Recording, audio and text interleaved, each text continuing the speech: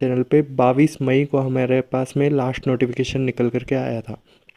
22 मई के बाद में अब हमें सीधा देखने को मिलता है 11 सितंबर, जो कि आप नीचे देख पा रहे हैं। अगली स्लाइड में मैं आपको और कवर करके बता देता हूँ।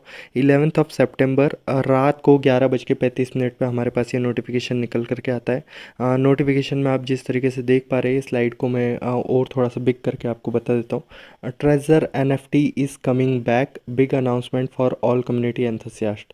तो इसका सीधा सा मतलब है, सबसे पहले तो यहाँ पर ये सवाल कुछ लेकर के खड़े होता है।